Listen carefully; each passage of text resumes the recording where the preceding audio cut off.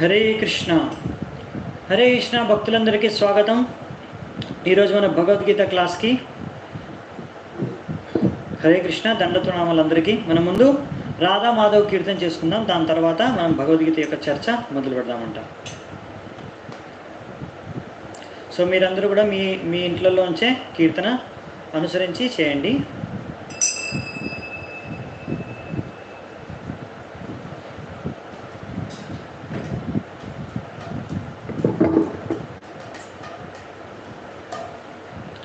हरे कृष्ण. जय राधा माधव कुंज बिहारी गोपीजन वल्लभ गिरिवरधारी.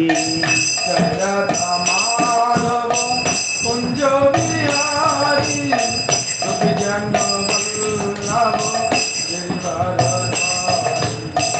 जय राधा माधव कुंज बिहारी गोपीजन वल्लभ गिरिवरधारी. जय राधा माधव कुंज बिहारी गोपीजन वल्लभ गिरिवरधारी. जय राधा माधव कुंज बिहारी गोपीजन वल्लभ गिरिवरधारी. जय राधा माधव कुंज बिहारी गोपीजन वल्लभ गिरिवरधारी.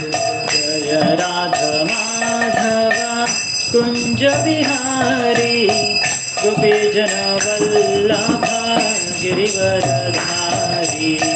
जय राधा माधव कुंज बिहारी गोपीजन वल्लभ गिरिवरधारी. यशोदानंदन ब्रज जनरंजना यमुना तीरवनचारी. यशोदानंदन ब्रज जनरंजना यमुना तीरवनचारी. यशोदानंदन ब्रज जनरंजना यमुना तीरवनचारी. यशोदानंदन ब्रज जनरंजना यमुना तीरवनचारी. जय राधा माधव कुंज बिहारी गोपीजन वल्लभ गिरिवरधारी. जय राधा माधव कुंज बिहारी गोपीजन वल्लभ गिरिवरधारी. जय राधा माधव कुंज बिहारी गोपीजन वल्लभ गिरिवरधारी. जय राधा माधव कुंज बिहारी गोपीजन वल्लभ गिरिवरधारी. हरे कृष्ण कृष्ण कृष्ण हरे हरे हरे राम राम राम हरे हरे. हरे कृष्ण कृष्ण कृष्ण हरे हरे हरे राम राम राम हरे हरे. हरे कृष्ण कृष्ण कृष्ण हरे हरे हरे राम राम राम हरे हरे. हरे कृष्ण कृष्ण कृष्ण हरे हरे हरे राम राम राम हरे हरे. हरे कृष्ण कृष्ण कृष्ण हरे हरे हरे राम राम राम हरे हरे. हरे कृष्ण कृष्ण कृष्ण हरे हरे हरे राम राम राम हरे कृष्ण कृष्ण कृष्ण हरे हरे हरे राम राम राम हरे हरे. हरे कृष्ण कृष्ण हरे हरे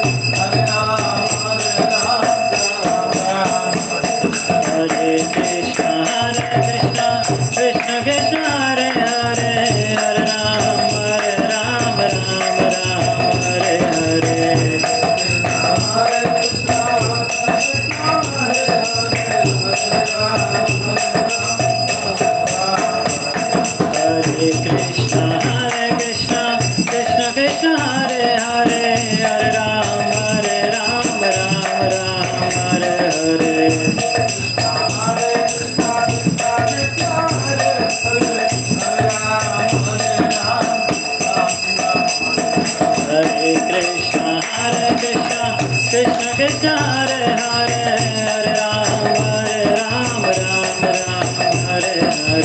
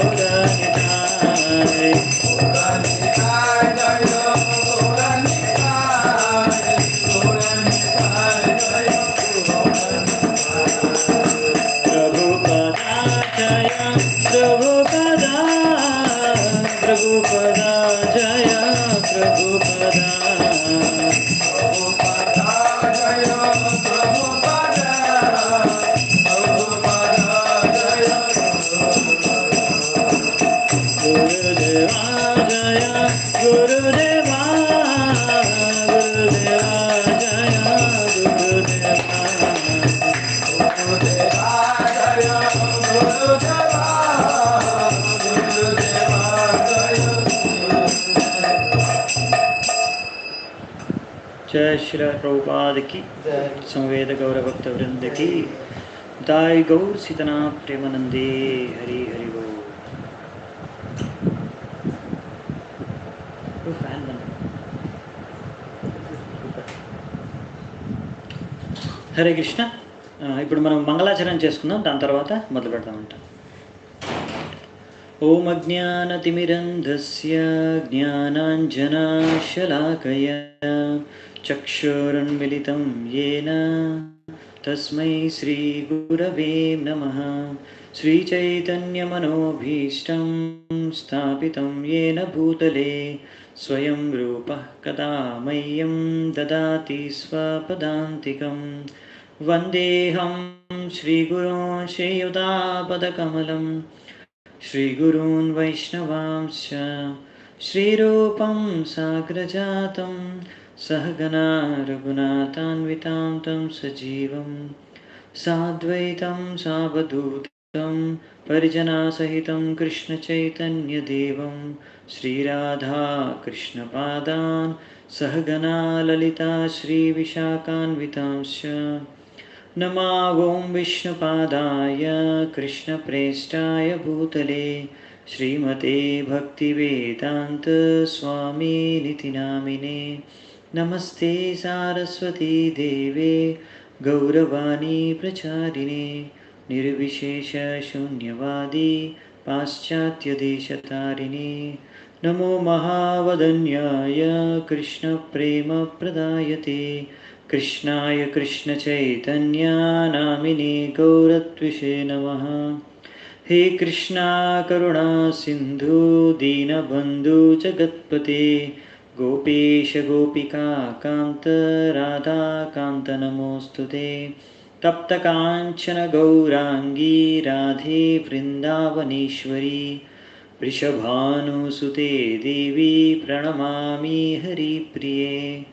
नीलाचलनिवासाय नित्याय परमात्मने बलभद्रसुभद्राभ्यां जगन्नाथाय ते नमः।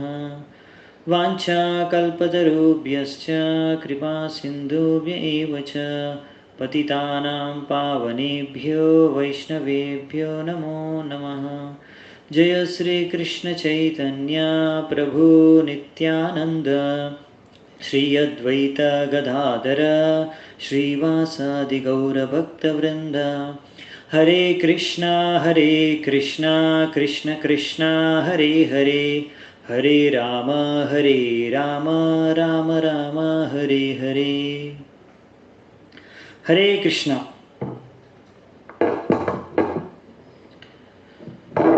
సో ఈరోజు మనము భగవద్గీతలోంచి మనం ఏదైతే చర్చ నిన్న ఆరంభించామో మొదటి అధ్యాయం నుంచి మనం నిన్న మొదటి 20 శ్లోకాలను చూసాము. అందులో ముఖ్యంగా మనం చూసింది దుర్యోధనుడు పాండవుల యొక్క సైన్యాన్ని చూసిన తర్వాత ఆయన ప్రతిక్రియ, ఆయన యొక్క వాక్యాలు, ఆయన యొక్క సంభాషణలు, ఆయన వచనాలు చూసాం మనం నిన్న. ఆయన ఎలాంటి ఆయన చేతన మనస్సు మనోభావాలు అన్నీ కూడా మనము చర్చించుకున్నాము. అలాగే ధృతరాష్ట్రుడి యొక్క మనోభావము, ఆయన యొక్క భౌతిక ఆసక్తులు అవన్నీ కూడా మనం చర్చించుకున్నాం. ఇప్పుడు ఇంకా శంఖాలు ఊదడం కూడా ఇరువైపుల నుంచి దాని యొక్క ప్రభావం మరియు చిహ్నాలు అన్నమాట, సంకేతాలు, చిహ్నాలు పాండవులు ఈ యుద్ధంలో విజయవంతులు అవుతారు అని. సో ఇవన్నీ విషయాలు మనం నిన్న చూసాము. ఇప్పుడు మనము చూడబోయేది ఏంటంటే కృష్ణుడి యొక్క భక్త వాత్సల్యత. ఫస్ట్ మనం చూస్తాం అదేంటనేది మనం చర్చించుకుందాం మొదటి కొన్ని శ్లోకాల్లో. తర్వాత అర్జునుడు ఇప్పుడు వీక్షిస్తాడనమాట సైన్యాన్ని, ఇరు పక్షాల సైన్యాన్ని అర్జునుడు వీక్షించిన తర్వాత ఆయన యొక్క ప్రతిక్రియ ఎలా ఉంటుంది అది చర్చ విషయం. ఆ ప్రతిక్రియ మీరు కంపేర్ చేయవచ్చు అనమాట. ఎలాగైతే దుర్యోధనుడు కూడా వీక్షించాడు, అతనికి మనోభావాలు ఎలా ఉన్నాయి, ఇప్పుడు అర్జునుడు వీక్షించబోతున్నాడు, ఇప్పుడు ఈయన మనోభావాలు ఎలా ఉంటాయి, దాన్ని బట్టి మనము అర్జునుడు దుర్యోధనుడు మధ్య ఎంత భేదం ఉందో అనే విషయం కూడా మనం గ్రహించవచ్చు. దాని తర్వాత అర్జునుడు ఇలా వీక్షించిన తర్వాత ఆయన యొక్క ప్రతిక్రియ వల్ల ఆయన కొన్ని సందేహాలు ఉత్పన్నమవుతాయి. ఇందులో ముఖ్యంగా 4 ప్రశ్నలే అనుకోండి, సందేహాలే అనుకోండి, కారణాలే అనుకోండి, అవి ఆయన కృష్ణుడు ముందు ఉంచుతాడనమాట. అవేంటో మనం ఈరోజు చర్చించుకుందాం. సో ఫస్ట్ మనం చూసేది 21వ శ్లోకం నుంచి. 21 మరియు 22 శ్లోకాలు ఒకేసారి ఉన్నాయన్నమాట, టుగెదర్. సో 2 కలిపి ఒకేసారి ఉన్నాయి. ఒకేసారి మనము అది పారాయణం చేసి తర్వాత ముందుకెళ్దామంట చర్చలోకి. సో ఈ యొక్క కృష్ణుడి యొక్క భక్త వాత్సల్యత మనం చూస్తాం అన్నమాట. ఈ 21 శ్లోకం నుంచి 26, 27 వరకు. తర్వాత అర్జునుడి యొక్క సందేహాలు మనం చర్చించుకుందాం. సో ఈరోజు మొదటి శ్లోకం 21వ శ్లోకం. మీ దగ్గర ఒకవేళ భగవద్గీత ఉంటే ముందుంచుకుంటే మీకు ఉపయోగకరంగా ఉంటుంది. ఇప్పుడు అర్జునుడు స్టార్ట్ చేస్తున్నాడు అనమాట. అర్జునుడు పలుకుతున్నాడు. అర్జున ఉవాచ అంటే అర్జునుడు ఇప్పుడు వ్యాఖ్యానం ఇస్తున్నాడు. ఆయన ఏమంటున్నాడు, ఆయన ఎవరికి చెప్తున్నాడు, కృష్ణుడికి. ఇద్దరు మనం లాస్ట్ టైం చూసుకున్నాం, లాస్ట్ శ్లోకంలో వాళ్ళిద్దరూ రథం మీద ఉన్నారని. ఇప్పుడు ఆ రథం మీదే అర్జునుడు కృష్ణుడికి ఆదేశం ఇస్తాడు.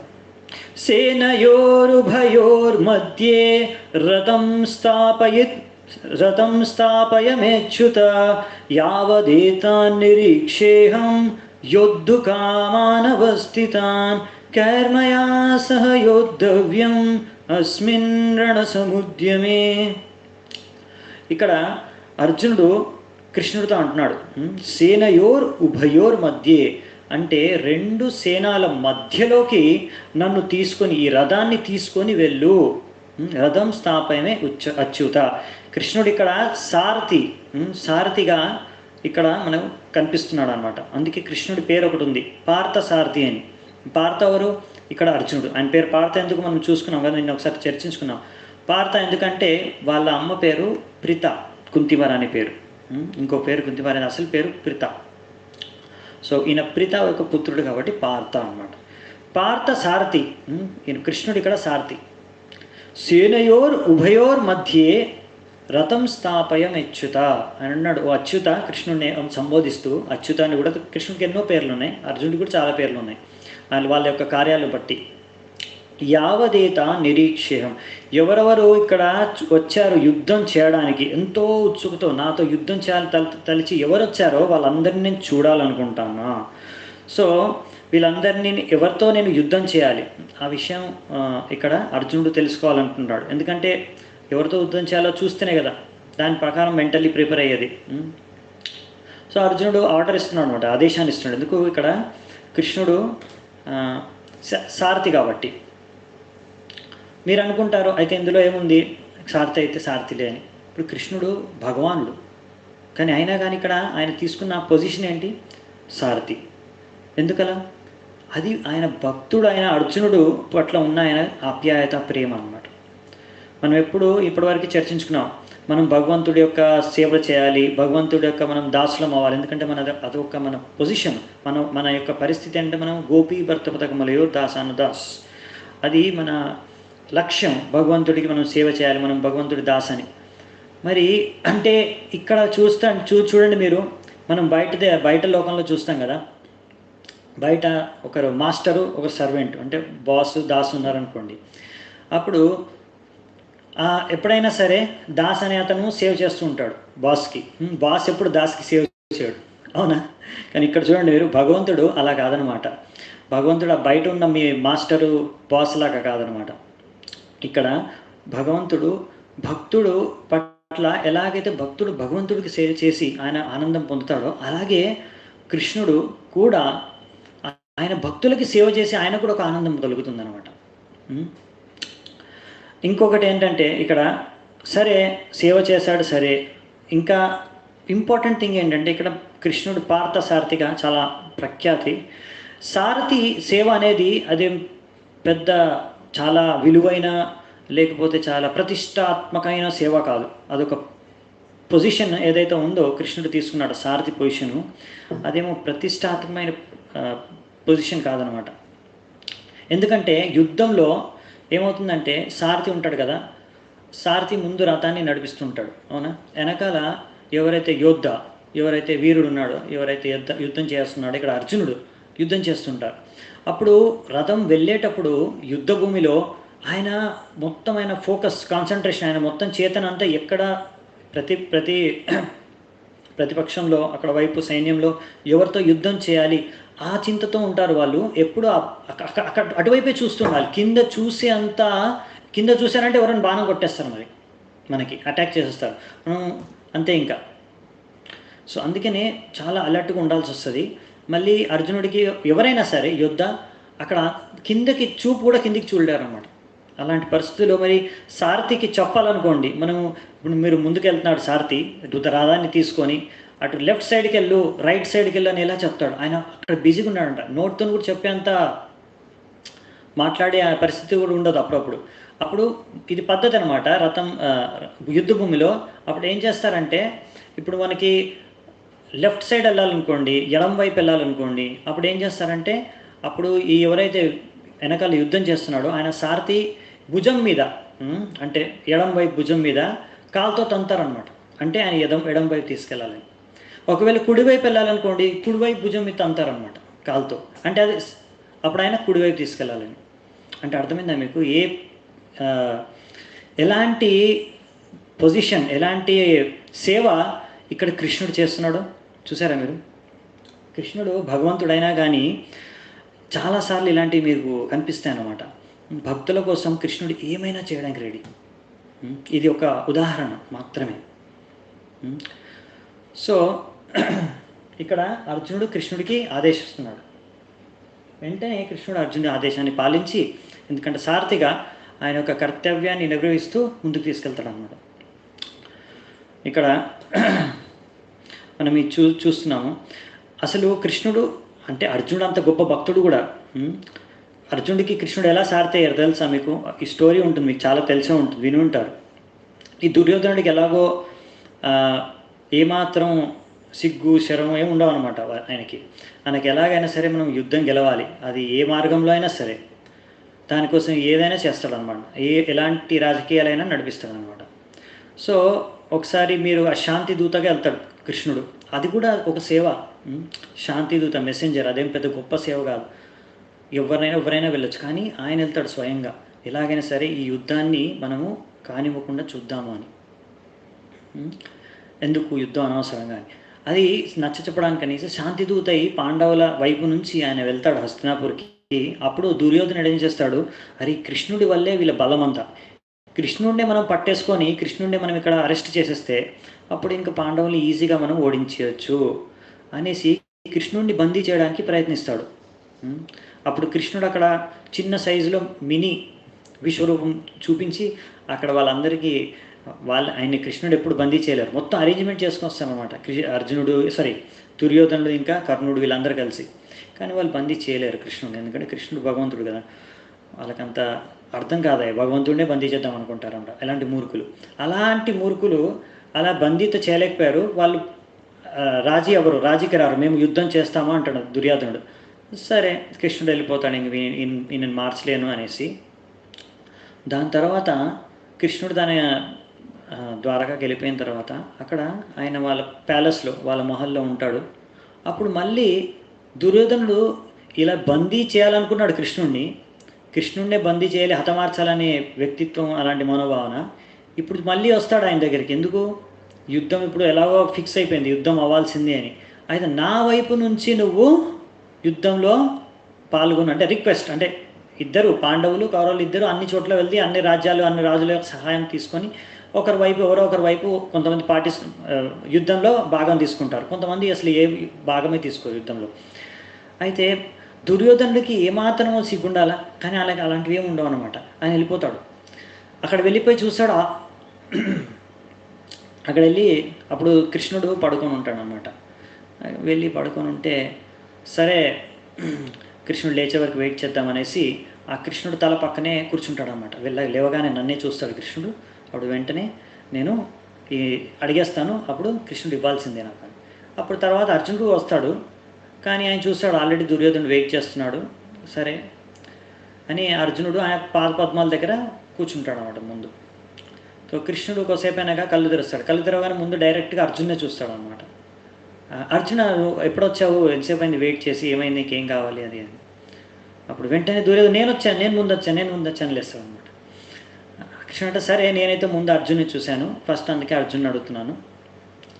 నీకన్నా ఆయన చిన్న వయసు కాబట్టి ముందు ఆయనకే అవకాశం ఇస్తాను నేను, ఎందుకంటే వాళ్ళిద్దరూ ఆయన హెల్ప్ కోసం వచ్చారు, సహాయం కోసం, యుద్ధంలో నా వైపు నుంచి నువ్వు యుద్ధం చెయ్యి అనే సహాయం కోరడానికి వచ్చారని కృష్ణుడికి తెలుసు. అలా అర్థమైపోయిన తర్వాత అప్పుడు దుర్యోధనుడు నేను ఫస్ట్ అంటే ఆయన కృష్ణుడు అంటాడు, చూడు ఆయన ముందు నేను చూశాను, ఆయన నీకన్నా చిన్న వయసు కాబట్టి ముందు ఆయనకి నేను అవకాశాన్ని ఇస్తాను. సరే తర్వాత కృష్ణుడు అడుగుతాడు అనమాట అర్జునుడిని, ఇంకా దుర్యోధనుడికి చెప్తాడు అనమాట. సరే ఇప్పుడు మీ ఇద్దరికీ నా సహాయం కావాలి, నేనైతే ఒకటే మనిషిని, రెండు వైపులా ఎలా సహాయం చేస్తాను, రెండు వైపులా ఎలా ఉంటాను, ఒకవైపు ఉండాల్సి వస్తుంది. కానీ కాబట్టి కనుక నేను ఏం చేస్తానంటే నా యొక్క నారాయణి సేన, ఒక అక్షోని నారాయణ సేన ఉంది నాకు. ఆ ఒక అక్షోని నారాయణ సేన వాళ్ళు చాలా వీరులు, ఇప్పటివరకు యుద్ధంలో ఎప్పుడు ఓడిపోలేదు. వాళ్ళు ఒకవైపు ఉంటారు, ఇంకోవైపు నేను ఉంటాను. కానీ నేను యుద్ధం చేయను, ఏ అస్త్రాలని ధరించను, అస్త్రాలతో యుద్ధంలో ఎవరిని అస్త్రాలు యూజ్ చేసి చంపను అని, శస్త్రాలు యూజ్ చేయనని అంటాడు. ఇప్పుడు అర్జునుడికి ఆప్షన్ ఇస్తాడు అనమాట, నువ్వు ఇంకా సెలెక్ట్ చేసుకో, ఇద్దరిలో ఎవరినో, అంటే నన్నైనా సెలెక్ట్ చేసుకో, నేను మాత్రం యుద్ధం చేయను. ఇంకొకటి వచ్చేసి ఇది ఒక అక్షోని నారాయణ సేన. అప్పుడు దుర్యోధన అనుకుంటారే, ఒక అక్షోని నారాయణ సేన తీసేసుకుంటే ఈయన ఎలాగో యుద్ధం చేయడు, ఈయన తీసుకొని నేనేం చేయాలి, ఈయన నా వైపు ఉండి ఏం లాభం నాకు అని ఆలోచిస్తుంటాడు, చింతలో ఉంటాడు అనమాట. అప్పుడు అర్జునుడు టక్కున ఎక్కువ ఏం ఆలోచించడు, ఆయన ఎక్కువసేపు ఆలోచించడు. ఇలా అడగగానే కృష్ణుడు అంటాడు, అర్జునుడు అంటాడు, మీరే నా వైపు, నాకు మీరే కావాలి, నాకు మీ సేనేం అవసరం లేదు అని. అప్పుడు ఎవరో ఏదో రాశారు,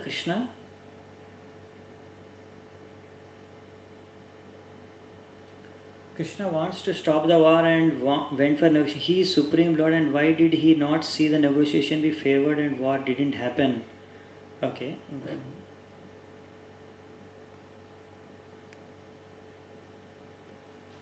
ఓకే, ఒక ప్రశ్న అడిగారు దీని గురించి. ఇది కొంచెం అవుట్ ఆఫ్ ద కాంటెక్స్ట్ అయిపోతుంది, నేను ఫాస్ట్గా చెప్పేస్తాను, ఎందుకంటే మళ్ళీ మన ఈరోజు ఏదో డిస్కషన్ అది లేట్ అయిపోతుంది. మామూలుగా ఏంటంటే కృష్ణుడు అక్కడికి వెళ్తాడు, ఎక్కడైనా వెళ్ళి కృష్ణుడు భగవంతుడు ఏదైనా చేయగలడు, కానీ ఎవరిని ఫోర్స్ చేయడు. భగవంతుడు మనకి ఒక స్వతంత్రత ఉందన్నమాట, ఫ్రీడమ్, ఫ్రీ విల్, మైన్యూట్ కొంచెమే స్వతంత్రత, మరీ ఎక్కువ లేదు. ఆ స్వతంత్రత ఏంటంటే మనకున్న స్వతంత్రత, మనము డెసిషన్, నిర్ణయం చేసుకునే స్వతంత్రత ఒక ఆత్మకి, ఒక జీవకి కృష్ణుడు ఇచ్చాడు అనమాట. నిర్ణయం, ఇంకొకటి చాయిస్. అంటే మనం తెలుగులో ఏమంటాము, ఎన్నుకోవడం. అంటే ఎన్నుకోవడం, నిర్ణయం తీసుకోవడం, ఈ రెండిట్లో కృష్ణుడు మీ తల చూడచాడు అనమాట. ఆయన ఫోర్స్ చేయడం మిమ్మల్ని. కృష్ణుడు ఇచ్చేది జ్ఞానం, సజెషన్ ఇస్తారు, అడ్వైస్ ఇస్తారు. ఇక్కడ అర్జునుడికి కూడా అంతే. అర్జునుడికి మొత్తం జ్ఞానం ఇచ్చిన తర్వాత కృష్ణుడు అందు, నువ్వు ఇప్పుడు ఇదే నేను చెప్పినట్టు ఇంకా నువ్వు చేయాలి, ఇంత నేను భగవద్గీత చెప్పాను కదా, ఇంకా నువ్వు ఇదే ఫాలో అవ్వాలని. యథా ఇచ్చేసి తథాకురు అంటాడు కృష్ణుడు. అర్జునుడికి అంటాడు యథా ఇచ్చేసి తథాకురు. మొత్తం గీత చెప్పిన తర్వాత అంటాడు, నీ ఇష్టం, నీకు ఇష్టం ఉంటే నేను చెప్పింది నువ్వు పాటించు, లేకపోతే నీ ఇష్టం, డెసిషన్ నీది. సో కృష్ణుడు ఎప్పుడు ఫోర్స్ చేయడు, అర్జునుడిని కూడా ఎప్పుడు ఫోర్స్ చేయలేదు. ఆయన ఇన్స్ట్రక్షన్, ఆయన డ్యూటీగా ఏది కావాలో అది ఇచ్చాడు, కానీ నువ్వు ఇదే పాటించాలి అని ఆయన ఫోర్స్ చేయలేదన్నమాట. అలా దుర్యోధను కానీ ఎవరినైనా కానీ మననైనా కానీ మనము మన ఇచ్ఛతో ఎప్పుడైతే భక్తి చేయాలనుకుంటామో అప్పుడు కృష్ణుడు మనకి దారి చూపిస్తాడు, గురువు దగ్గరికి మనని తీసుకెళ్లే మార్గాన్ని మనకు చూపిస్తాడు అనమాట. ఒకవేళ మనం ఇచ్చ చేసుకోలేదండి, మనకు అలాంటి ఇచ్చ లేదనుకోండి, అప్పుడు కృష్ణుడు కూడా సరే ఈయనకి ఇంట్రెస్ట్ లేదు అని ఆ కృష్ణుడు కూడా మనకి దారి చూపించడు. ఆ విధంగా మనం ఏది కావాలంటే దానికి మనకు అర్హత ఉంటే ఆ విధంగానే కృష్ణుడు మనకి ఇచ్చేస్తాడు. అంతేగాని కృష్ణుడు భగవంతుడు ఏదైనా చేయవచ్చు, కానీ ఆయన మనకున్న కొంచెం స్వాతంత్రతని ఆయన ఎప్పుడు దాన్ని తీసేసుకోవడం అనమాట. ఆ స్వతంత్రత మీకు ఇస్తాడు. ఎందుకంటే ప్రేమ అనేది అది స్వతహాగా, అంటే వాలంటరీలీ, ఏమంటాం మనం, స్వయంగా ఒకరిని ప్రేమించాలి, అంతేగాని బలవంతంగా నువ్వు ఇంకొకరిని ప్రేమించలేవు. నువ్వు నన్ను ప్రేమించాలి అని ఫోర్స్ చేయలేం మనం ఒకరిని. కృష్ణుడు ఎప్పుడు చేయాలి, భగవంతుడు ఎప్పుడు అలా ఎవరిని ఫోర్స్ చేయడు. మీరందరూ నన్నే ప్రేమించండి అని ఎప్పుడు ఫోర్స్ చేయడు. నేను భగవంతుడిని, నేనేమైనా చేయగలను అంటే ఫోర్స్ఫుల్గా ప్రేమని ఎవరు దక్కించుకోలేరు. ప్రేమ అనేది అది స్వయంగా వాళ్ళ మనస్ఫూర్తిగా వాళ్ళ ఇష్టంతో ప్రేమ అనేది ప్రేమించాలన్నమాట భగవంతుడిని. మనము అంతే, మన ఇష్టంతోనే మనం అర్థం చేసుకొని మనకు మంచిది అనేసి, మన శుద్ధీకరణకు మంచిది అని మనం ప్రేమిస్తాం, అంతేగాని కృష్ణుడు అని ఫోర్స్ చేయడు. అలాగే ఇక్కడ దుర్యోధనుడైనా సరే, ఆయన అక్కడ వెళ్ళినప్పుడే, హస్తినాపూర్కి వెళ్ళినప్పుడే ఫస్ట్ విదురు అడుగుతాడు అనమాట. విదురుని కలిసినప్పుడు విదురు అంటాడు కృష్ణుడిని, కృష్ణ నువ్వు ఎందుకు వచ్చావు ఇక్కడికి? ఈ దుర్యోధనుడి యొక్క మనస్తత్వం నీకు తెలుసు కదా, వాడు ఎప్పుడైనా ఎవరైనా చెప్పిన మాట వింటాడా? నువ్వు వచ్చి దండగా వీనికి ఎంత చెప్పినా వీడు వినడు. వాడు ఏది చేయాలనుకుంటాడో అదే చేస్తాడు, మొండి. అదే అధర్మం చేయాలనుకుంటాడు, అధర్మంలోనే యుద్ధం చేయాలనుకుంటాడు, చేస్తాడు అంతే. కానీ కృష్ణుడు అంటాడు, చూడు విదురా, నా కర్తవ్యం నేను చేస్తాను, నేను నా వైపు నుంచి నాకు తోచిన అడ్వైస్, ఆయనకి మంచి ఏది సలహా అనేది నేను ఇస్తాను, అది నా డ్యూటీ నేను చేశాను. దాని తర్వాత అతను మంచి నిర్ణయం తీసుకోకపోతే అప్పుడు నా బాధ్యత కాదు అది, అలా చెప్తాడు అనమాట. సో కృష్ణుడు ఎప్పుడు ఆయన డ్యూటీ ఆయన చేస్తాడు అనమాట భగవంతుడిగా. సో మనం మన డ్యూటీ చేయాలి ఇప్పుడు. సో అలాగే కృష్ణుడు ఎప్పుడు ఫోర్స్ చేయడు అనమాట. సో అక్కడ ఆ డెసిషన్ మేకింగ్ సరే అది అయిపోయింది కదా. మనం ఇక్కడ అప్పుడు కృష్ణుడిని సెలెక్ట్ చేసుకుంటాడు అర్జునుడు కృష్ణుడిని సెలెక్ట్ చేసుకున్న తర్వాత అప్పుడు దుర్యోధనుడు చాలా ఆనందపడిపోతాడు అనమాట. ఈయన పిచ్చోడు, ఎరిమాలోకం, ఏ ప్రేమో ఏమో, ఆయన తీసుకొని ఏం చేస్తారు, ఎలాగో యుద్ధం చేయడు, నాకెందుకు యుద్ధంలో కొట్లాడే వాళ్ళు అంటే చంపేవాళ్ళు కావాలి, ఎదుటి యుద్ధాలు కావాలి, మహారథులు కావాలి, అంతేగాని నా వైపు ఉండి ఎలాగో యుద్ధం చేయకపోతే వేస్ట్, నాకు నారాయణ సేన బెస్ట్ అని తీసుకొని హ్యాపీగా వెళ్ళిపోతాడు అనమాట. సో కానీ అర్జునుడు అడిగాడు, కృష్ణుడు అడుగుతాడు, నువ్వేంటి నన్ను ఎందుకు తీసుకున్నావు, నన్ను ఎందుకు ఎన్నుకున్నావు, నీకు ఒక అక్షుని నారాయణ సేన దొరికేది కదా, నేను ఎలాగో యుద్ధం చేయను, నీకు ఏం లాభం వస్తుందంటే అర్జునుడు అంటాడు, నాకు మీరుంటే నా వైపు చాలా, అంతే, నాకు ఇంకేం అవసరం లేదు. సో అర్జునుడు చాలా గొప్ప భక్తుడు. ఎందుకు కృష్ణుడు అంత భక్తవాత్సల్యతుంది అంటే అర్జును వైపు, ఒకసారి ఏమవుతుందంటే చాలామంది అడుగుతారు, ఎందుకు అర్జునుడితోనే ఎందుకు అంత గ్రేట్ ఫ్రెండ్షిప్, ఇంకా పాండవుల మధ్య కూడా అందరికన్నా ఎక్కువ క్లోజ్ ఫ్రెండ్ కృష్ణుడి కంటే సఖ పార్థ అర్జునుడు. ఒకసారి పాండవులు కూడా అనుకునేవారు అన్నమాట. ఒకసారి ఏమవుతుందంటే నైట్ యుద్ధం జరిగే సమయంలో ఏమవుతుంది, నైట్ టైము డైలీ రోజంతా ఫైట్ చేస్తారు కదా, యుద్ధం చేసినప్పుడు చాలా బాణాలు అవి తగులుతాయి కదా, మొత్తం గాయాలు అవుతాయి అనమాట శరీరానికి అంతా. సో అందరూ నైట్ టైం రెస్ట్ తీసుకుంటారు. ఆ టైంలో ఒకసారి కృష్ణుడు ఒకరోజు అంటే నైట్లో ఒక పాత్రలో వెన్నె తీసుకొని వెళ్తున్నాడు అనమాట. ఆయన ఒక టెంట్ ఉంది, ఒక టెంట్లో కృష్ణుడు ఉంటాడు, ఇంకో టెంట్లో అర్జునుడు ఉన్నాడు. అప్పుడు పాండవులు యుధిష్ఠిరుడు మిగతా నకుల సహదేవ భీముడు చూస్తారనమాట, అరే కృష్ణుడు ఇంత రాత్రి వెన్నె తీసుకొని ఎక్కడికి వెళ్తున్నాడు అని. అప్పుడు వాళ్ళని ఫాలో చేస్తారనమాట కృష్ణుడు మెల్లగా, కృష్ణుడు తెలియకుండా. అప్పుడు కృష్ణుడు మెల్లగా అర్జునుడు ఉన్న టెంట్కి వెళ్ళి అక్కడ అర్జునుడు పడుకొని ఉంటాడు అనమాట, అన్ని గాయాలే ఉంటాయి శరీరానికి. అప్పుడు అక్కడ వెళ్ళి ఆ కృష్ణుడు సొంతంగా ఆయన చేతులతో వెన్నె రాస్తాడు అనమాట అర్జునుడికి గాయాల మీద. అప్పుడు యుధిష్ఠిరు వీళ్ళందరూ చూస్తారు. దాని తర్వాత కృష్ణుడు అడుగుతారనమాట, కృష్ణుని అదేంటి నువ్వు అర్జునుడికే అలా రాత్రి వెళ్ళి ఆయన గాయాలకి అంత వెన్నె రాసి ఎందుకు అంత సేవ చేస్తావు, నీకు అంతే అర్జునుడే ఎందుకు అంత ప్రియం, ఎంత క్లోజ్, నీకు అంత ప్రియమైన మిత్రుడు ఎందుకు అర్జునుడు, వేరే వాళ్ళకన్నా మాకన్నా కానీ ఎవరికన్నా కన్నా. అప్పుడు కృష్ణుడు అంటాడు, అర్జునుడు ప్రతి క్షణం ఆయనలో ఉన్న ప్రతి ఒక్క కణం కృష్ణ కృష్ణ అని నా నామాన్ని జపిస్తుంది. ఎప్పుడు ఆయన నన్ను తలుచుకుంటూనే ఉంటాడు. ఇప్పుడు నిద్రపోతున్నాడు కదా, ఇప్పుడు కూడా ఆయన తలుచుకుంటూనే ఉన్నాడు.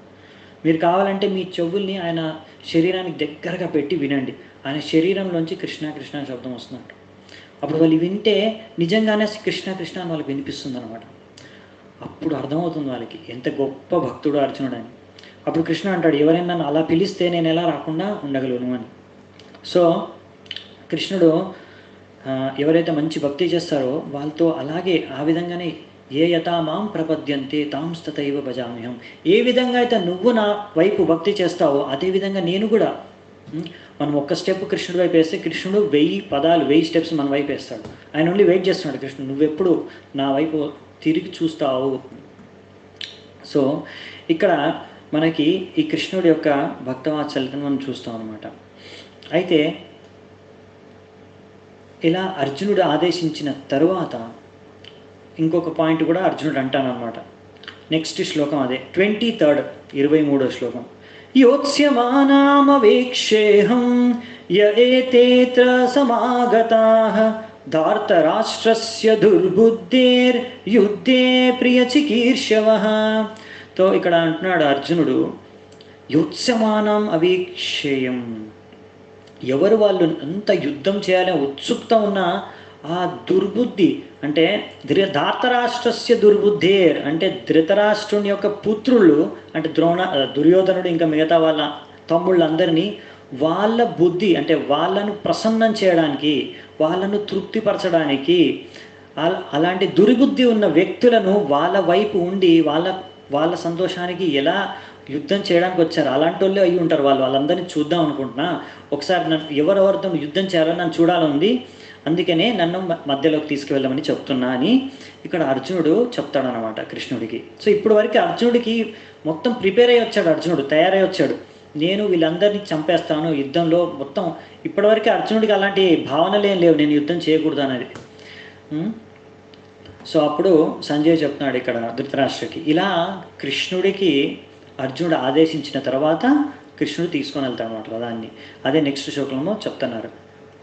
సంజయ ఉవాచ ఏవముక్తో ఋషికేశో గుడాకేశేన భారత సేనయోరుభయోర్మధ్యే స్థాపయిత్వా రథోత్తమం. తో ఇలాగే రిషికేశ్ అంటే కృష్ణుడి పేరు. తో ఇక్కడ ఆయన కృష్ణుడు ఏం చేశాడు, ఈ రథాన్ని తీసుకొని 2 సైన్యాల మధ్యలో పెట్టాడనమాట. స్థాపయిత్వా రథోత్తమం. ఇక్కడ అర్జునుడి పేరు గుడాకేశ్ అని చెప్పారనమాట. అర్జునుడికి చాలా చాలా మంచి క్వాలిటీస్ ఉన్నాయి, మంచి గుణాలు ఉన్నాయన్నమాట. మనం ఇక్కడ ఇంకా కొన్ని చూస్తాము. గుడాకేశ్ అని ఇక్కడ అర్జునుడిని చెప్తారన్నమాట, అర్జునుడిని సంబోధించారు. ఎందుకంటే గుడాకేశ అంటే ఎవరైతే నిద్రని జయించిన వాళ్ళు. అంటే అర్జునుడు రాత్రి అంతా నిద్ర పోకుండా కూడా ఉండగలడు. అయినా కానీ ఆయన కంట్రోల్ ఉందన్నమాట. ఎప్పుడు పడితే అప్పుడు, అంటే కొంతమంది నిద్ర వచ్చిందనుకో కంట్రోల్ చేసుకోలేం, అలా లేదు.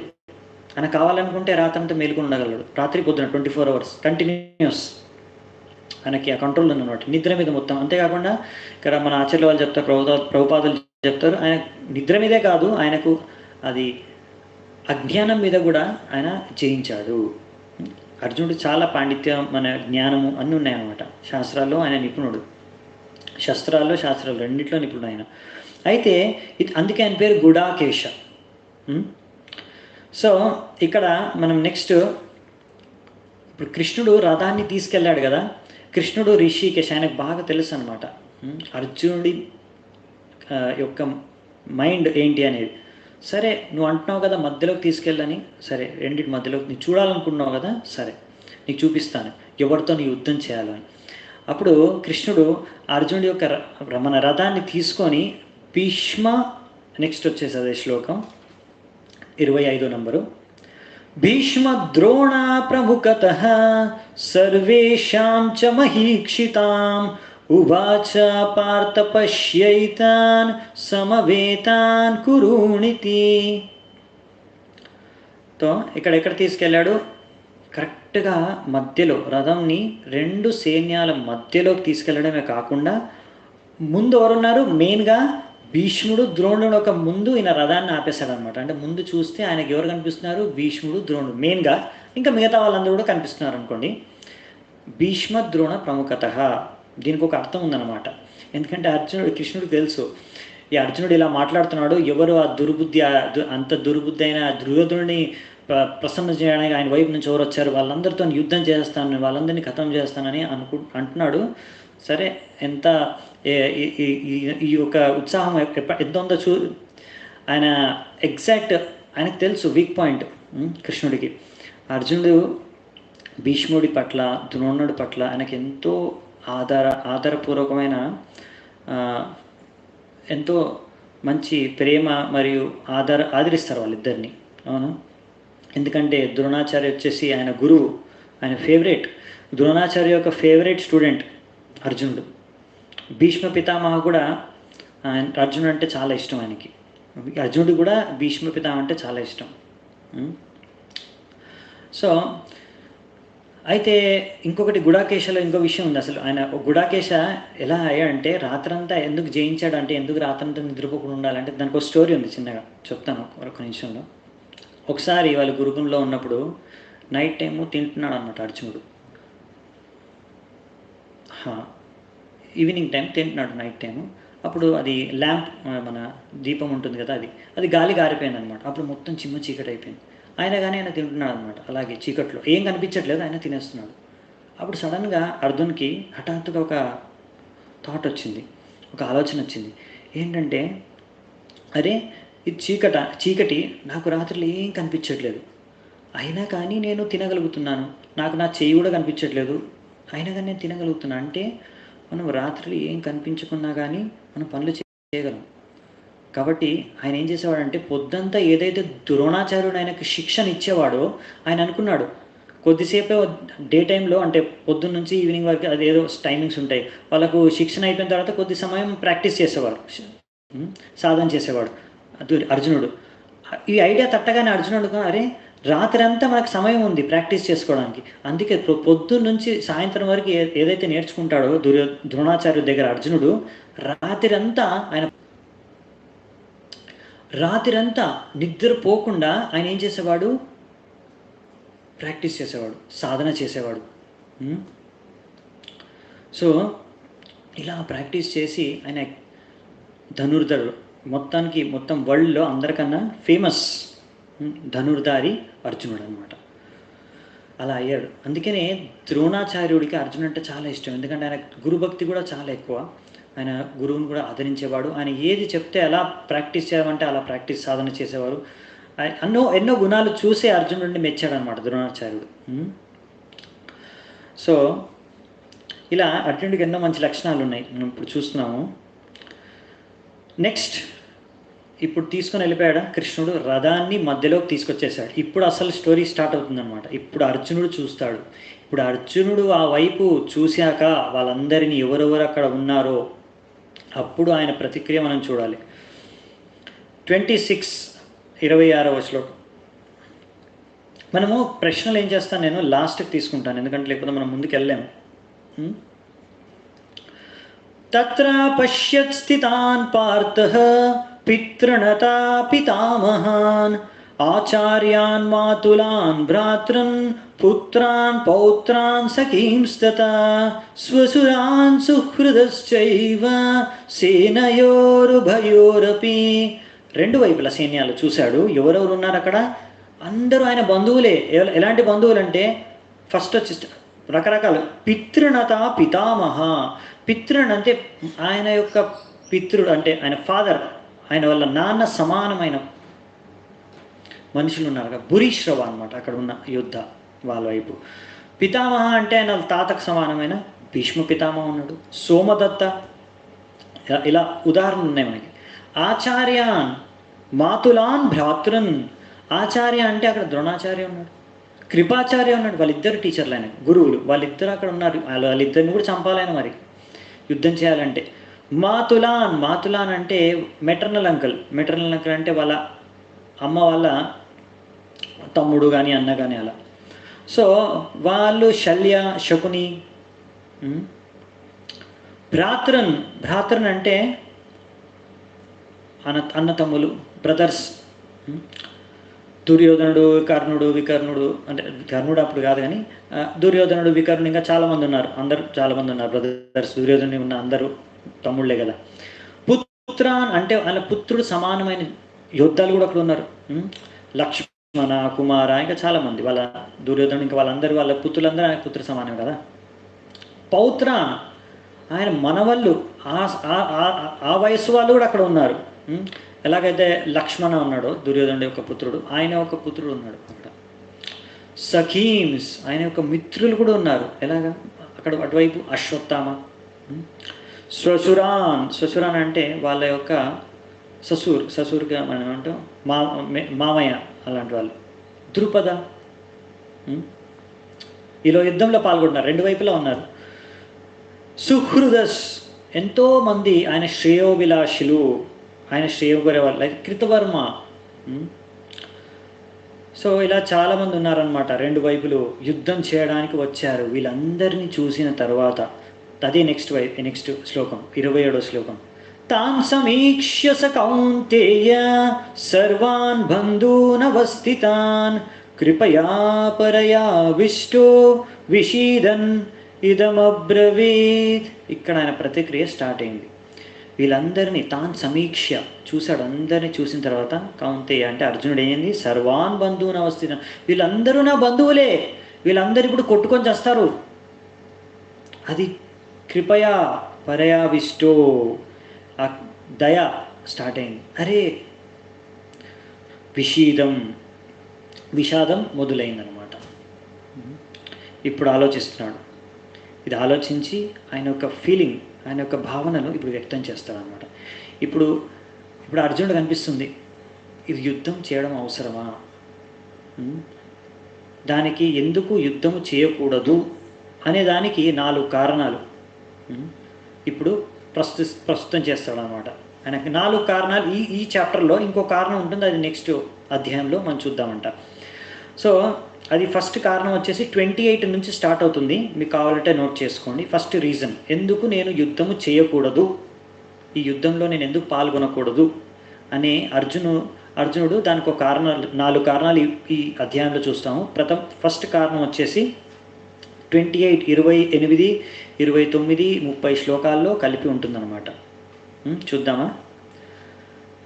అర్జున ఉవాచ దృష్ట్వేమం స్వజనం కృష్ణ యుయుత్సం సముపస్థితం సిదంతే మమ గాత్రాని ముఖం చ పరిశుష్యతే. ఇదొకటి. మూడు ఒకటేసారి చూద్దాం శ్లోకాసు. దాని తర్వాత 3 శ్లోకాల యొక్క అర్థాన్ని కూడా మనం చూద్దామంట.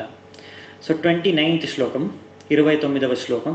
వేపతుశ్చ శరీరే మే రోమహర్షశ్చ జాయతే గాంధీవం శంసతే హస్తాత్ త్వచ్చైవా పరిదహ్యతే. నెక్స్ట్ 30వ శ్లోకం. నచ శక్నోమ్యవస్థాతుం భ్రమతీవాచ మే మనః నిమిత్తాని చ పశ్యామి విపరీతాని కేశవ. ఇప్పుడు అర్జునుడు కృష్ణుడు చెప్తున్నాడు అనమాట. ఆయనకి ఎలా అనిపిస్తుంది ఇవి చూసిన తర్వాత, ఆయన భావనలు, మనోభావన వ్యక్తం చేస్తుంది. ఆయన మనస్సుకి ఎలా అనిపిస్తుంది, ఇంకా ఆయన బాడీలో, ఆయన శరీరంలో జరిగే దాని ప్రతిక్రియ ఎలా ఆయన శరీరం మరుపులు తిరుగుతుందో, ఆయన అన్ని మార్పులు, శరీరంలో జరిగే మార్పులు ఆయన ఇక్కడ ప్రస్తుతిస్తున్నాడు అనమాట కృష్ణుడికి. ఫస్ట్ వచ్చేసి అంటున్నాడు, దృష్ట్వేమం స్వజనం కృష్ణ. వీళ్ళందరూ స్వజనం, అంత మన జనాలే, అంటే మన వాళ్ళే, అందరు ఇక్కడ మన వాళ్ళే, బంధువులు, మన ఒక మిత్రులు ఉన్నారు. యుయుత్సుం సముపస్థితం. ఇద్దరు కొట్టుకోవాలని, చంపుకోవాలని వచ్చారు ఇక్కడ యుద్ధంలో. సీదంతే మమ గాత్రాని. నా చేతులు వణుకుతున్నాయి, నా చేతులు కాళ్ళు వణుకుతున్నాయి ఇది చూసి. ముఖం చ పరిశుష్యతే. నా ముఖం మొత్తం ఎండిపోతుంది, నా నాలిక ఎండిపోతుంది. వేపతుశ్చ శరీరే మే. నా మొత్తం శరీరం అంతా కంపిస్తుంది. రోమహర్షశ్చ జాయతే. నా వెంట్రుకలు నిలబడుతున్నాయి ఇలా. గాంధీవం శంసతే హస్తాత్. ఈ గాంధీవం నా చేతిలో జారిపోతుంది. త్వచ్చైవా పరిదహ్యతే. నా యొక్క చర్మం మండిపోతుంది, కాలిపోతుంది. నచ శక్నోమ్యవస్థాతుం. ఇక నేను ఇక్కడ నిలబడలేకపోతున్నాను ఈ రథం మీద. భ్రమతీవాచ మే మనః. నా తలకాయ తిరుగుతుంది, నేను ఇప్పుడు నా తలకాయ పని చేయట్లేదు, నా బుర్ర పని చేయట్లేదు అని చెప్తున్నాడు. నిమిత్తాని చ పశ్యాని విపరీతాని కేశవ. నేను ఎక్కడ చూసినా అన్ని అపశకునాలే నాకు కనిపిస్తున్నాయి. దీనివల్ల మనకు ఏమీ మంచి జరిగేది లేదని నాకు అనిపిస్తుంది ఈ యుద్ధం వలన. ఓ కేశవ, మరి నువ్వే చెప్పాలి. సో ఇది అర్జునుడి యొక్క భావన. చూడండి, దుర్యోధనుడికి చూసినప్పుడు ఎలా అనిపించింది, ఆయనకి ఏమాత్రం దయగలిగిందా? ఇంకా ఆయన దయగలడం కాదు కానీ ఆయన రివర్స్లో మరి ఆ ద్రోణాచార్యునే ఎగదాలి అంటే అపమానించే విధంగా మాట్లాడాడు. వ్యంగ్యంగా చెప్పాలంటే వ్యంగ్యంగా ఆయన్ని అవమానించాడు. అది ఆ దయ అనేది ఇంత మాత్రం కూడా దుర్యోధనులు మీరు చూడలేరు. ఆయన మనస్సు చాలా కఠోరం అన్నమాట, అర్థమైపోతుంది.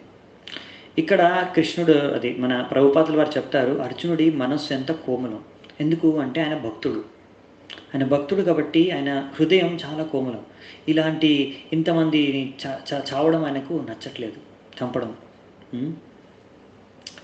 సో అదే చెప్తున్నాడు అనమాట. నెక్స్ట్, సో ఫస్ట్ వన్ ఏంటి, ఇది ఫస్ట్ కారణం ఏంటంటే దయ. వీళ్ళందరూ చచ్చిపోతారు, వీళ్ళందరూ కొట్టుకొని చావడం అవసరమా? మన బంధువులందరిని ఒకరినొకరు, అన్నదమ్ములు, మిత్రులు ఒకరినొకరు కొట్టుకొని యుద్ధంలో పొట్లాడుకొని చచ్చిపోవడం అవసరమా? అది ఒక దయ అన్నమాట. అందరు ప్రాణాలు కోల్పోతారనే దయ. ఇది ఫస్ట్ కారణం అర్జున్ అంట అనమాట. నెక్స్ట్ వచ్చేసి ఇది మొత్తం మనం చూద్దామంట. కానీ ప్రభుపాద వారు కూడా రాస్తారు, ఒక యోద్ధ ఎవరైతే క్షత్రియుడు ఉంటాడో ఆయన యుద్ధ భూమిలో వెళ్ళినప్పుడు ఇలా దయాన్ని అక్కడ ప్రకటించకూడదు. ఇది అక్కడ ఒక క్షత్రియుడి లక్షణం కాదు యాక్చువల్లీ. కానీ ఇక్కడ అర్జునుడు భక్తుడు కదా, అందుకే అలా కొంచెం ఫీలింగ్ ఉంది. అది కూడా ఇంకోటి ఏంటంటే కృష్ణుడి యొక్క యోగమాయ శక్తి కూడా ఉందన్నమాట. అర్జునుడు శుద్ధ భక్తుడు, అలాంటప్పుడు ఆయన ఎప్పుడూ ఇలా ఆయన యొక్క కర్తవ్యం పట్ల ఎప్పుడూ అసలు కన్ఫ్యూజ్ అవ్వడం అనమాట. కానీ ఇక్కడ ఆయన కర్తవ్యం నెరవేర్చడంలో వెనక ముందు ఎందుకు అవుతున్నాడంటే అది యోగమయ ప్రభావం అని మన ఆచార్యులు చెప్తారు అనమాట. ప్రభుపాదుల వారు కూడా చెప్తారు. ఎందుకంటే శుద్ధ భక్తులు అయితే ఎవరైతే ఉన్నారో వాళ్ళు యోగమాయ ప్రభావంలో యోగమాయ ఆధీనంలో వాళ్ళు పనిచేస్తారనమాట. ఎవరైతే భక్తులు కాదో అభక్తులు ఉంటారో వాళ్ళు మహామాయ ప్రభావంలో వాళ్ళు అన్ని పనులు చేస్తుంటారు అనమాట. ఈ మహామాయ అంటే మన ప్రకృతి 3 గుణాలు ద్వారా ఆ 3 గుణాలచే ప్రభావితమై వాళ్ళు అన్ని కార్యాలు చేస్తుంటారు. కానీ భక్తులు మొత్తం శరణాగతం అయిపోయారు కదా భగవంతుడికి. సో భగవంతుడి 2 శక్తులు ఉంటాయి. అభక్తుల కోసం అంటే ఎవరైతే భక్తులు కాదో వాళ్ళకి మహామాయ 3 గుణాలు వాళ్ళ ప్రభావంతో అవి కంట్రోల్ చేస్తాయి. కానీ భక్తుడే కృష్ణుడే కాదు, కృష్ణుడు భక్తులే కాదు, కృష్ణుడు మరియు కృష్ణుడు యొక్క శుద్ధ భక్తులు వాళ్ళ లీలలు అంటే వాళ్ళ యొక్క కార్యకలాపాలు అయితే ఏవైతే ఉన్నాయో అవంతా అంతరంగ కృష్ణుడి యొక్క అంతరంగ శక్తి ఆధీనంలో జరుగుతాయన్నమాట లీలలు. సో ఇక్కడ ఆ అంతరంగ శక్తి ప్రభావం వల్ల కూడా ఒక కారణం ఇక్కడ అర్జునుడు ఇలా వ్యక్తం చేస్తున్నాడు. ఒక సాధారణమైన ఒక మనిషి ఎలాగైతే భావనలు వ్యక్తం చేయగలుగుతాడు అంటే ఇక్కడ ఎందుకంటే అలా వ్యవహరిస్తున్నాడు అర్జునుడు. అలా ఇలా యోగమాయ ఒక ప్రభావం వల్ల ఎందుకు ఇలా అర్జునుడు ఇస్తున్నాడు, ఎందుకు కృష్ణుడు అలా చేశాడంటే ఎందుకంటే ఒక వ్యక్తి మనలాగా ఒక సాధారణ మనిషి ఈ యొక్క భావనలు ఎలా ఉంటాయి. సో అంటే ఇలాంటి సిచ్యువేషన్లో ఇలాంటి పరిస్థితుల్లో ఒక సాధారణ వ్యక్తి ఎలాగైతే ఆయన కర్తవ్యంలో నెరవేర్చడానికి తికమక అయిపోతాడో సతమతం అయిపోతాడో అలాగే అర్జునుడు ఇక్కడ అవుతాడనమాట. ఎందుకంటే అలా అవుతేనే కదా అర్జునుడు కన్ఫ్యూజ్ అవుతేనే కదా మళ్ళీ కృష్ణుడు భగవద్గీత అనే శిక్షని ఆయన ద్వారా మనకి ఇస్తున్నాడు అనమాట. అంటే ఎందుకంటే మనము అలాంటి పరిస్థితుల్లో ఉంటే మనము ఎలా సతమతం అయిపోతామో, ఎలా మనం కన్ఫ్యూజ్ అయిపోతామో, మన కర్తవ్యాన్ని ఎలా మనం నెరవేర్చడానికి వెనక ముందవుతామో అలా మన ప్లేస్లో అర్జునుడు అక్కడ కృష్ణుడికి రోల్ ప్లే చేస్తున్నారు అన్నమాట. కృష్ణుడు అర్జునుడిని ఆయన భక్తుడు కదా అర్జునుడిని ఉపయోగిస్తున్నాడు అంటే ఆయనని ఇన్స్ట్రుమెంట్ చేసుకొని ఆయన ద్వారా మనకి శిక్షణలు ఇస్తాడనమాట.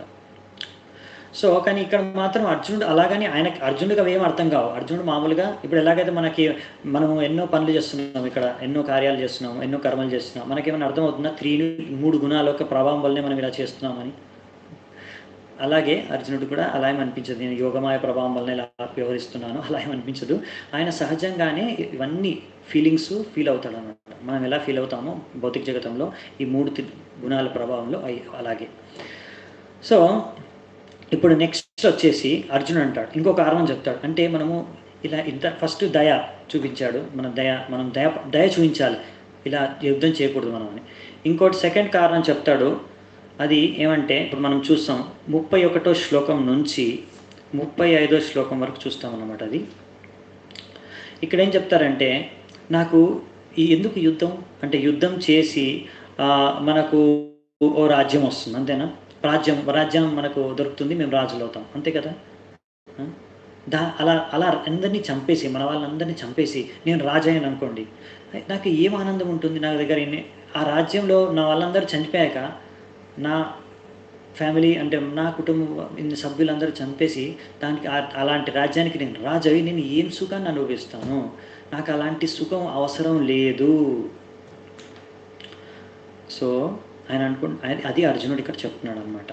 ఇవి నెక్స్ట్ 3 శ్లోకాల్లో అంటే నెక్స్ట్ 5 శ్లోకాల్లో చూద్దామంట. మనం 31వ శ్లోకం ఒకటే ఉంది, మళ్ళీ 32 నుంచి 35 కంటిన్యూగా ఉంటాయి. మనం అవి చదువుకొని చర్చించుకుందామంట. 31వ శ్లోకం పారాయణం చేస్తున్నాము. నచ శ్రేయోను పశ్యామి హత్వా స్వజనమాహవే నకాంక్షే విజయం కృష్ణ నచారాజ్యం సుఖాని చ. ఇక్కడ ఏమన్నాడు, నచ శ్రేయోను పశ్యామి, నేను ఇందులో మనకి ఏదైనా మంచి జరుగుతుందని నాకు అనిపించట్లేదు. హత్వా స్వజనం కృష్ణ, హత్వా మన జనాల్ని అంటే మన మిత్రుల్ని మన బంధువుల్ని హత్య చేసి మనకేమైనా మంచి జరుగుతుంది అని నేను అనుకోవట్లేదు. నకాంక్షే విజయం కృష్ణ, ఇలాంటి విజయం నాకు వద్దు. నచ రాజ్యం సుఖాని చ, దానివల్ల వచ్చే రాజ్యము మళ్ళీ సుఖము నాకు అవసరం లేదు. అని చెప్పేస్తున్నాడు అనమాట. ఎందుకంటే అందులో సుఖమే లేదు, అలాంటి సుఖం నాకు ఎందుకు అని. ఇప్పుడు అర్జునుడు చెప్పే ప్రతి రీజన్, ప్రతి కారణం మీకు లాజికల్ అనిపిస్తుందా? కరెక్టే అనిపిస్తుంది కదా. అదే విశేషత. నెక్స్ట్ 32 నుంచి 35 వరకు 4 శ్లోకాలు ఉన్నాయి. అవన్నీ ఒక దగ్గర ఉన్నాయి. ఒకసారి మనం అన్ని పారాయణం చేసి దాన్ని ఒకేసారి మనం చర్చించుకుందామంట. కిం నో రాజ్యేన గోవింద కిం భోగైర్జీవితేన వా యేషామర్తే కాంక్షితం నో రాజ్యం భోగా సుఖాని చ త ఇమేవ స్థితా యుద్ధే ప్రాణాం త్యక్త్వా ధనాని చ ఆచార్య పితరః పుత్రాస్ తథైవ చ పితామహా మాతులా శ్వశుర పౌత్ర శ్యాలా సంబంధినస్తతా ఏతాన్న హంతుం ఇచ్ఛామి జ్ఞాతోపి మధుసూదన అపి త్రైలోక్యరాజ్యస్య హేతో కిం ను మహీకృతే నిహత్య దార్తరాష్ట్రాన్నః కా ప్రీతి స్యాత్ జనార్దన. తో ఇక్కడ అర్జునుడు కృష్ణుడికి ఏమంటున్నాడు? కిమ్నో రాజ్యేన గోవింద. సో ఇలాంటి రాజ్యము నాకు ఏం లాభము? కిమ్నో రాజ్యేన గోవింద కిం భోగైర్జీవితేనవా. ఇలాంటి రాజ్యాన్ని నేను భోగించి ఏం ఆనందాన్ని అనుభవిస్తాను? ఏషామర్తే కాంక్షితంను. ఇలాంటివి నాకు ఇలాంటి ఇచ్చ లేదు. ఇలాంటి రాజ్యం, ఇలాంటి భోగించే సుఖం ఇవన్నీ నాకు వద్దు. త ఇమేవ స్థితే యుద్ధే ప్రాణాం త్యక్త్వా ధనాని చ. ఆచార్య మళ్ళీ అదే అన్నీ చెప్తున్నాడు. ఇక్కడ మనం ఉన్న అందరూ ఆచార్య, మన ద్రోణాచార్య, పితామహ, మిత్రులు, బంధువులు, పుత్రులు సమానులు, పౌత్ర సమానులు, అన్ని రకాలమైన బంధువులు అందరినీ చంపి ఏతాన్న హంతుం ఇచ్చామి. వీళ్ళందరినీ చంపే ఇచ్చ నాకు లేదు. ఏతాన్న హంతుం ఇచ్చామి జ్ఞాతోపి మధుసూదన. ఒకవేళ ఇప్పుడు ఇంతకుముందు ఈ రాజ్యమే కాదు కృష్ణ, నాకు అపిత్రైలోక్య రాజ్యస్య, ఈ యుద్ధం వల్ల నేను గెలిచి ఒకవేళ నాకు మూల్లోకాలకే నాకు రాజ్యం, ముల్లోకాల రాజ్యం, అపిత్రైలోక్య రాజ్యస్య, 3 లోకాలు నాకు ప్రాప్తించిన నాకు అలాంటి రాజ్యం వద్దు అని ఇక్కడ చెప్తున్నాడు అనమాట. ఏదో కిం మహీకృతే నిహత్య దాత రాష్ట్రాన్ని. దానికన్నా అంటే ఇలాంటి యొక్క ధృతరాష్ట్రాన్ని పుత్రులను చంపి ఈ యుద్ధం చేసి నాకు ఎలాంటి ఆనందము సుఖము నాకు దొరకదు, నాకు అవసరం లేదు. అంటే మొత్తానికి కృష్ణుడికి అర్జునుడు చెప్తున్నాడు ఏంటంటే, ఇప్పుడు ఈ 4 కారణాల్లో డైరెక్ట్గా ఇండైరెక్ట్గా చెప్పేస్తాడు అర్జునుడు, నేను యుద్ధం చేయదలుచుకోలేదని చెప్పాలంటే. దానికి 4 కారణాలు చెప్తున్నాడు. మొదటి కారణం దయ, రెండో కారణం ఇలాంటి యుద్ధం చేసి ఇంతమందిని చంపి మనకి వచ్చే రాజ్యము సుఖము అదొక సుఖమే కాదు. చెప్పేది అంత లాజికల్గా చెప్తున్నాడు కదా అర్జునుడు. కృష్ణుడు చెప్పేది మనకు అనిపిస్తుందా లేదా? మనం కరెక్ట్ భావం, మనకు అలాగే ఎవరైనా మంచి మనిషి ఉంటే అలాగే ఆలోచిస్తాడు, అంతేనా కదా? ఒక మనసు ఉన్న మనిషి, కోమలమైన మనసున్న మనిషి, అలాగే ఒక మంచి వ్యక్తి ఆలోచించే విధంగానే అర్జునుడు కరెక్ట్గా చెప్తున్నాడు అనిపిస్తుంది కదా. అది కరెక్టా కాదా మనం నెక్స్ట్ కృష్ణుడు చెప్పినప్పుడు కృష్ణుడు దానికి ఒక క్లారిఫికేషన్, అంటే దాని గురించి ఎక్స్ప్లెనేషన్, అది కరెక్టా కాదా అనే విషయాన్ని కృష్ణుడు నెక్స్ట్ చాప్టర్లో 2వ అధ్యాయం మొత్తము ఈ 4 ప్రశ్నలు, మళ్ళీ ఇంకొక అది ఇండెసిషన్లే కానీ ఈ 4 ప్రశ్నలకి సమాధానం కృష్ణుడు వచ్చే అధ్యాయంలో ఇస్తాడు. చాలా ఇంపార్టెంట్. సో ఇక్కడ ఒక శబ్దం యూజ్ చేశాడు అర్జునుడు, అపిత్రైలోక్య రాజ్యస్య. అపిత్రైలోక్య రాజ్యస్య అంటే మీరు నాకు ఈ యొక్క పృథ్వీయే కాదు 3 లోకాలు, ముల్లోకాలకు నాకు అధిపతి చేసినా, నాకు ఇచ్చేసినా కానీ ఈ యుద్ధం గెలిస్తే నాకు అలాంటివి అవసరమే లేదు. ఎందుకంటే నేను సుఖంగా ఉండలేను. 3 లోకాలు వచ్చినా నాకు దీనివల్ల. మీరు అనుకోవచ్చు ఏదో ఎమోషన్లో చెప్పేస్తున్నాడు అర్జునుడు అని. అర్జునుడికి ఆ సామర్థ్యం ఉంది, అది మనం అర్థం చేసుకోవాలి. మనం చెప్తే దానికి మీనింగ్ ఉండదు, అర్జునుడు చెప్తే దానికి వాల్యూ ఉంటుంది, దానికి ఎంతో విలువ ఉంది ఆ శబ్దానికి. అర్జునుడు చాలా శక్తిశాలి. ఆయన ఎంత ధనుర్ధరులు, ఎంత ప్రవీణుడు అంటే ఒకసారి ఆయన మహాదేవుణ్ణి కూడా ఆయన ప్రసన్నం చేశారు ఆయన ఒక ధనుర్విద్యతో శివుణ్ణి. దాని తర్వాత ఆయన స్వర్గానికి కూడా వెళ్ళాడనమాట. అంటే మన ఈ వనవాసంలో ఉన్నప్పుడు ఆయన అర్జునుడు మొత్తం యుద్ధానికి మొత్తం కావాల్సిన అన్ని ప్రిపరేషన్ అస్త్రశస్త్రాలు అన్నింటినీ సేకరించాడనమాట. పశుపాతాస్త్రం వచ్చింది శివుడి దగ్గర నుంచి. తర్వాత స్వర్గానికి వెళ్ళాడనమాట. ఇంద్రుడి నుంచి దేవతల నుంచి కొన్ని దివ్యాస్త్రాలని తెచ్చుకోవడానికి. అప్పుడు ఇంద్రుడి దగ్గరికి వెళ్తే అప్పుడు ఇంద్రుడు అన్నాడు, నేను ఇస్తాను నీకు దివ్యాస్త్రాలు అన్నీ ఇస్తాను, కానీ నాకు నువ్వు ఒక హెల్ప్ చేయాలి. అప్పుడు హెల్ప్ ఏంటి అంటే ఇంద్రుడు చంపలేని కొన్ని రాక్షసులు ఉన్నాయి, నివత కవచాలు అని ఉంటాయి, నివత కవచాస్. అయితే ఆ నివత కవచాస్ ఏవైతే రాక్షసులు ఉన్నాయో అవి వెరైటీ ఏంటంటే అవి కనిపించవు అన్నమాట. అవి మనం కళ్ళతో వాళ్ళని చూడలేము. కానీ మనం యుద్ధం చేయడానికి వెళ్తే అవి ముందే ఉంటాయి, కానీ మనకు దాచుకొని ఉంటాయి, కానీ మనకు కనిపించవు అనమాట, చీకట్లో ఉంటాయి అన్నమాట. కానీ అవి బాణాలని అస్త్రాలను వదులుతుంటాయి మన పైకి. ఇప్పుడు మనం ఎలా చంపుతాం వాటిని? సో ఇంద్రుడు చాలాసార్లు వెళ్ళి బాగా దెబ్బలు తిని అంటే బాగా గాయపడి మళ్ళీ రిటర్న్ వచ్చేస్తాడు అనమాట. అవి చాలా ఇంద్రుడిని చాలా ఇబ్బంది పెడుతుంటాయి అనమాట అవి నివత కవచాస్. అయితే ఇంద్రుడు అర్జునుడిని రిక్వెస్ట్ చేస్తాడు. అర్థం చేసుకోండి అర్జునుడు ఎంత సామర్థ్యము. ఇంద్రుడు అర్జునుడి యొక్క హెల్ప్ రిక్వెస్ట్ చేస్తున్నాడు. అప్పుడు ఇంద్రుడు ఆయన చారిటీ ఇస్తాడు అనమాట. ఆయన రథాన్ని ఇంకా ఆయన రథ సారథి మాతాలి ఈ రెండు ఇస్తాడనమాట. ఇచ్చేసి నువ్వు ఈ రథాన్ని తీసుకో, నీకు దివ్యాస్త్రాలు అన్నీ ఇచ్చేస్తాను, మీరు తీసుకొని వాళ్ళు మాత్రం ఈ యొక్క సహాయం నాకు చెయ్యి,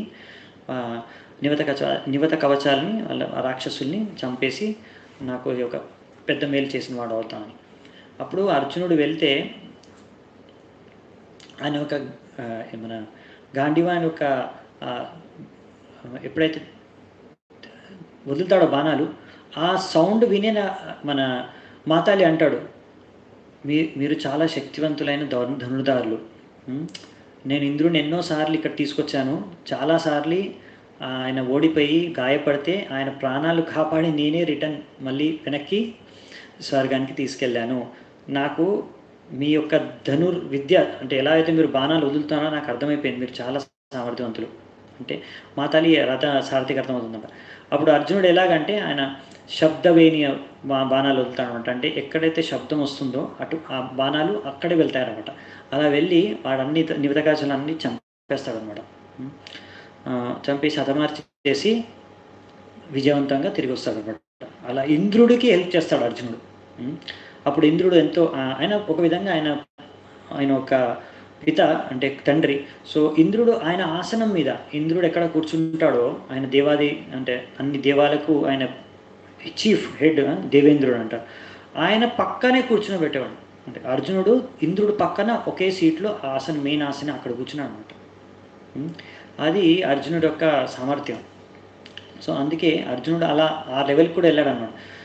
సో అర్జునుడు ఇక్కడ అలాంటి అర్జునుడు అంటాడు, నాకు 3 లోకాల్లో వచ్చినా నాకు ఇలాంటి సుఖం నాకు అవసరం లేదు అని. సో నెక్స్ట్ 3వ కారణం చూద్దాం. 36 అంటే 36 నుంచి 38 ఈ 3 శ్లోకాల్లో ఉంటుందన్నమాట. ఇదేంది?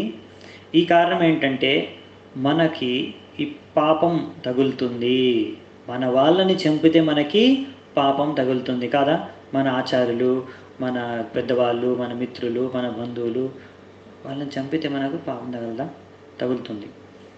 అదే ఇక్కడ అర్జునుడు చెప్తాడు, పాపమేవాశ్రయేదస్మాన్ హత్వైతానాతతాయినః తస్మాన్నార్హవయం హంతుం ధార్తరాష్ట్రాన్ సబాంధవాన్ స్వజనం హి కథం హత్వా సుఖినః శ్యామమాధవ.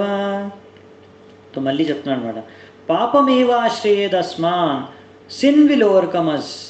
పాపంతో మనం మునిగిపోతాం, పాపాల్లో మనం మునిగిపోతాం, అంత పాపం జరుగుతుంది మనకి వీళ్ళందరినీ చంపేస్తే. అర్జునుడు అంటున్నాడు హత్వైతాన్, వీళ్ళందరూ ఆతతాయి. ఈ దుర్యోధనుడు వీళ్ళ పార్టీ ఏదైతే ఉందో వీళ్ళు ఆతతాయి. ఆతతాయి అంటే ఏమిటి? మన శాస్త్రాల్లో అంటారు ఆతతాయి అంటే ఏమిటి? ఎవరైతే క్రిమినల్ అనమాట. ఆతతాయి అంటే క్రిమినల్, వాళ్ళని ఎలాగైనా చంపేయచ్చు అనమాట. వాళ్ళు కంపల్సరీ వాళ్ళని చంపాలి, వాళ్ళని వదిలికూడదు. అది శాస్త్రాలు చెప్తాయి అనమాట. ఈ ఎవరు ఆతతాయిని ఎవరిని మనం ఆతతాయి అనగలుగుతామంటే ఎవరైతే 6 పనులు చేస్తారో ఈ 6 పనుల్లో ఏ ఒక్క పని చేసినా కానీ వాళ్ళని ఆతతాయి అనొచ్చు. ఒకటి, ఎవరైతే విషాన్ని ఇస్తారు. దుర్యోధనుడు వాళ్ళు భీముడికి విషాన్ని ఇచ్చి చంపాలని ప్రయత్నించారు కదా, అది అంటే వాళ్ళు ఆతతాయి ఆ విధంగా. ఇంకొకటి, ఎవరైతే ఇంటికి అగ్గి అంటిస్తారు, అది కూడా వాళ్ళు లక్షాగ్రహంలో ఉన్నప్పుడు వాళ్ళు అగ్గి అంటించేసి వాళ్ళని చంపాలని ప్రయత్నించారు. అది చేశారు కూడా, అగ్నిని అంటించేశారు, మంటలు అంటించేశారు. సో అందుకే వాళ్ళు ఆతతాయి. ఇంకొకటి ఏంటంటే వాళ్ళని ఎప్పుడైతే ఈ యొక్క అస్త్రశస్త్రాలతో వాళ్ళని ఎప్పుడైతే చంపాలని చూస్తారు. సో ఇది కూడా చాలాసార్లు చేశారు. ఇంకొకటి వాళ్ళ యొక్క ఆస్తుల్ని సంపత్తిని కూడా తీసేసుకోవాలి, అది కూడా చేశారు. మళ్ళీ ఇంకొకటి వాళ్ళ యొక్క ఎవరన్నా స్త్రీ అంటే వాళ్ళ యొక్క భార్యని వాళ్ళు అవమానిస్తే లేకపోతే ఆ భార్యని కిడ్నాప్ చేస్తే అది కూడా వాళ్ళు చేశారు వాళ్ళు ఒక్కొక్కసారి. సో ఇలా అన్ని రకాలుగా వాళ్ళు ఏంటంటే ఆతతాయి అన్నమాట. కాబట్టి వాళ్ళని చంపాల్సిందే యాక్చువల్లీ.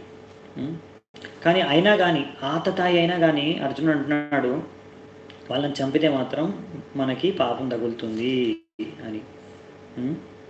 కానీ ఇక్కడ మన ప్రభుపాదుల వారు అంటారు ఇది యాక్చువల్లీ సరికాదు. అలా ఎవరైనా క్రిమినల్ ఉన్నారనుకోండి అలా చంపేశారు అసలు. ఇలా మనం క్రిమినల్ అయ్యో పాపం అని వదలకూడదు అనమాట. అలాగని అది క్షత్రియ స్వభావం కాదు. దానికి రాముడి యొక్క ఉదాహరణ చేస్తాడు. ఎప్పుడైతే రాముడు ఆయన యొక్క పత్ని భార్య అయిన సీతని ఎవరైతే రావణుడు వెళ్ళిపోయినప్పుడు అప్పుడు రాముడు కూర్చోలేదు, అయ్యో పాపం వదిలేయలేదు. అప్పుడు ఆయన ఏం చేశాడు, ఆయన మొత్తం వంశాన్నే ఆ రాక్షసు వంశాన్ని మొత్తం రావణుడితో సహా అలా ఉన్న అందరు రాక్షసుల్ని హతమార్చి సీతను తీసుకొచ్చుకున్నాడు అనమాట. అలా ఎవరైతే ఆతతాయి ఉంటారో వాళ్ళని చంపేయాలి. అర్జునుడు ఇక్కడ క్షత్రియుడు కాబట్టి అదైన ధర్మం, అదైనా చేయాలి అని ప్రభుపాదులు వారు రాస్తున్నారు. ఇక్కడ ఇలాంటి టైంలో అలా వ్యవహరించకూడదు అని. ఇది అర్జునుడు అతని కారణాలు చెప్తున్నాడు. నెక్స్ట్, యద్యప్యేతేన పశ్యంతి లోభోపహతచేతసః కులక్షయా కృతం దోషం మిత్రద్రోహే చ పాతకం కథం న జ్ఞేయమస్మాభిః మిత్రద్రోహే చ పాతకం కథం న జ్ఞేయమస్మాభిః పాపదస్మాన్ నివర్తితుం కులక్షయ కృతం దోషం ప్రపశ్యాద్భిర్జనార్దన. సో ఇక్కడ మళ్ళీ ఏం చెప్తున్నాడు, అదే మనకు పాపం తగులుతుంది. ఎందుకంటే మన వాళ్ళని చంపితే మనకు పాపం దక్కుతుంది. వాళ్ళు లోభోపహత చేతస, వాళ్ళు బాగా లోభానికి గురయ్యి ఏదో వాళ్ళకు ఆస్తుల కోసము రాజ్యాల కోసం వాళ్ళకి అంత లోభం ఉంది, ఆశ ఉంది. మనకి లేదు. అలా మనం ఎందుకు అలా వాళ్ళలాగా వివరించాలి? సరే వాళ్ళు తప్పే, వాళ్ళకు ఆశ, వాళ్ళకు పిచ్చి ఆశ ఉంది. వాళ్ళకి ఎలాగైనా సరే రాజ్యం మాకే కావాలి, ఆస్తులు మాకే కావాలి, సరే ఇచ్చేద్దాం, మనకెందుకు, మాకు అలాంటి ఆశలు లేవు. అలాంటి ఆశలు వాళ్ళకు ఉండొచ్చు, కానీ మనం వాళ్ళలాగా ఎందుకు వివరించడం అని. అలా వివరిస్తే మనకు వాళ్ళకి డిఫరెన్స్ ఏంటి, అలా వివరిస్తే మనకు పాపం తగలకుండా ఉంటుందా, మనకు పాపం తగులుతుంది అని ఇక్కడ అర్జునుడు కృష్ణుడికి చెప్తున్నాడు అనమాట. ఇలా మన ఫ్యామిలీ మన మనుషుల్ని చంపుకొని పాపం తెచ్చుకోవడం అవసరమా అని ఇంకో కారణం చెప్పేశాడు. ఇప్పుడు లాస్ట్ కారణం మనం చూసేద్దామంట. ఇక్కడ ఏంటంటే ఇలా మన ఫ్యామిలీ అంటే మన కులంలో ఇప్పుడు ఇక్కడ యుద్ధంలో వచ్చారు కదా, యుద్ధం చేయడానికి వచ్చేదంతా మగవాళ్ళు. సో వాళ్ళ ఇంట్లో అంతా ఆడవాళ్ళు ఉన్నారు. సో ఇంతమంది మగవాళ్ళు అందరూ చనిపోతే అప్పుడు ఆడవాళ్ళు అంటే మగ దిక్కు లేకుండా, అంటే వాళ్ళ ఫ్యామిలీలో మగ దిక్కు లేకుండా ఉంటారు మగవాళ్ళు, ఓన్లీ ఆడవాళ్ళే ఉంటారు. వాళ్ళని రక్షించే వాళ్ళు ఉండరు. అక్కడ వాళ్ళని రక్షించే వాళ్ళు ఉండకపోతే వేరే మగవాళ్ళు వేరే వాళ్ళు ఆ యొక్క అవకాశాన్ని దుర్వినియోగం చేసుకొని వాళ్ళని ఆ స్త్రీలని కలుషితం చేసేస్తారు, పాడు చేసేస్తారు. మళ్ళీ ఆ స్త్రీ అలాంటి పురుష సంఘంతో పుట్టే పుత్రుల్ని వర్ణసంకర అంటారు. అంటే అది వర్ణసంకర అంటే వాళ్ళు ఏంటంటే ఏ సంస్కారం పాటించలేదు వాళ్ళు. అంటే ఒక వివాహ సంస్కారం ద్వారా తర్వాత సంతానం ఉత్పత్తి చేయాలి, కానీ వీళ్ళు అలా వివాహం కాకుండా అవైద్య స్త్రీ సంఘంతో సంతానాన్ని ఉత్పన్నం చేస్తారు. దాన్ని వర్ణసంకర అంటారు. కాబట్టి వాళ్ళు ఏ సంస్కారం లేకుండా సంఘంతో అది ఉద్భవించిన అలాంటి పిల్లలు సంతానం వర్ణసంకర. ఇలాంటి వాళ్ళు ఏ సంస్కారాలు చేయరు. ఎలాగైతే కొన్ని ఉంటాయి పిండదానం అనేది, అది మన పితృలోకాల్లో కానీ ఎక్కడో ఉంటారు, వాళ్ళకి పిండదానం చేస్తే వాళ్ళు ఎక్కడైనా ఏదైనా శాపాలకు గురయ్యో లేక ఏదైనా పాపాలకి చేసి మనకు తెలియదు ఎవరైనా చేశారు, ఎక్కడైనా అనుభవిస్తుంటే దాని పాపాలు ఎక్కడైనా వాళ్ళు కష్టాలు అనుభవిస్తుంటే ఏ లోకంలో ఎక్కడున్నా వాళ్ళకి ముక్తి లభిస్తుంది దాని నుంచి. అందుకే పిండదానం చేస్తాం. ఇప్పుడు వీళ్ళు ఈ సంస్కారహీనులైన వర్ణశంకరులు వాళ్ళు ఏమీ చేయరు, వాళ్ళు ఎలాగో నరకానికి పోతారు, వాళ్ళు పాపాలు చేసి అక్కడ పితృలోకంలో ఈ పిండదానం ఇలాంటి చేయడం ఆ పితృలు కూడా ఇంకా కష్టాల పాలవుతారు, వాళ్ళు నరకానికి వెళ్ళిపోతారు. దాని తర్వాత ఇవన్నిటికీ కారణమైన మనకు కూడా పాపం తగులుతుంది, మనం కూడా నరకానికి పోతాము. ఇలా ఇంకా సొసైటీ మొత్తం ఇలాంటి వర్ణశంకర జాతి వల్ల సొసైటీలో సభ్యత సంస్కారం అంతా నశించిపోయి అల్లకల్లోలం అయిపోతుంది. ఇదంతా చేయడం మనము, దానికి కారకులం మనమే అవుతాము. అందుకనే మనం యుద్ధం చేయడం అవసరమా అని మళ్ళీ లాస్ట్ ప్రశ్న, లాస్ట్ కారణం అర్జునుడు చెప్తాడు. మనం ఇప్పుడు ఫాస్ట్గా చూసేద్దామంట శ్లోకాలు. ఈ మొత్తం మీ కొటేసారని శ్లోకాలకు మీనింగ్ ఒకటి కలిపి చెప్పేశాను. 39 నుంచి 43 ఇది 4వ కారణం. మనము ఈ కులక్షయ కుల ధర్మ ఇవన్నిటిని నాశనం చేసే వాళ్ళు మనం అవుతున్నాము అని చెప్తున్నాడు. 39వ శ్లోకం. కులక్షయే ప్రణశ్యంతి కులధర్మా సనాతనా ధర్మే నష్టే కులం కృష్ణం అధర్మో విభవత్యుత అధర్మాభిభవాత్ కృష్ణ ప్రదుష్యంతి కులస్త్రియః స్త్రీషు దుష్టాషు వార్ష్ణేయ జాయతే వర్ణసంకరః సంకరో నారకాయైవ కులజ్ఞానం కులస్య చ పతంతి పితరౌ హ్యేషాం లుప్త పిండోదక క్రియః. సో ఇక్కడ ఇంకా ఉన్నాయి శ్లోకాలు మనకి, ఇంకా 2 శ్లోకాలు ఉన్నాయి. దోషే రేతై కులజ్ఞానం వర్ణసంకరకారకై ఉత్సాధ్యంతే జాతి ధర్మా కులధర్మశ్చ శాశ్వతాః ఉత్సన్న కులధర్మానాం మనుష్యానాం జనార్దన నరకే నియతం వాసో భవతీత్యనుశుశ్రుమా. సో ఇక్కడ ఏం చెప్తున్నాడంటే, నేను విన్నాను శాస్త్రాలు అంటే పరంపరలో విన్నాను, ఇలా ఎవరైతే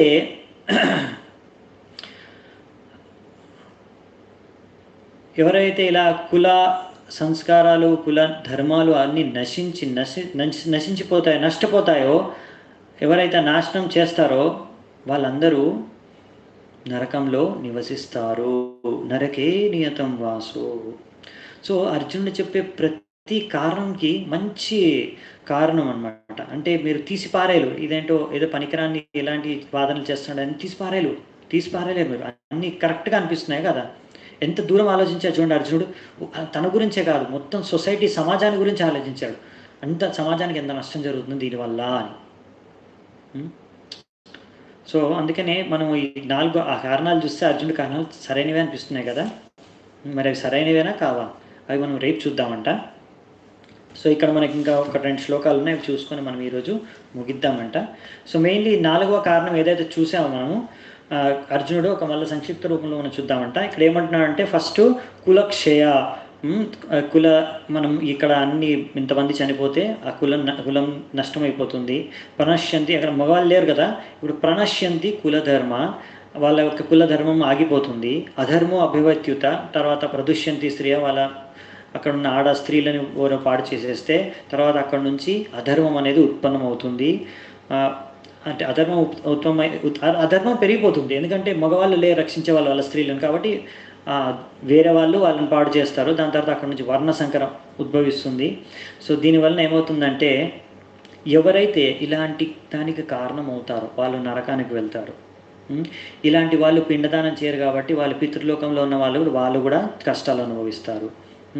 ఇంకోటి వచ్చేసి మన సమాజం అంతా అల్లోకల్లోలం అయిపోతుంది.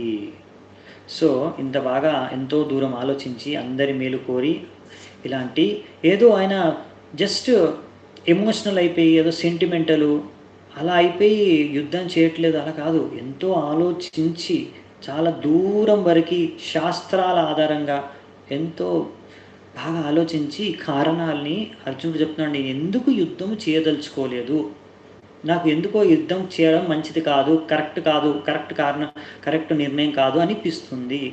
సో ఇలా చెప్పిన తర్వాత మళ్ళీ ఒకసారి ఫైనల్గా కంక్లూడ్ చేస్తాడు అనమాట అర్జునుడు. మళ్ళీ కలిపి చెప్పేస్తాడు.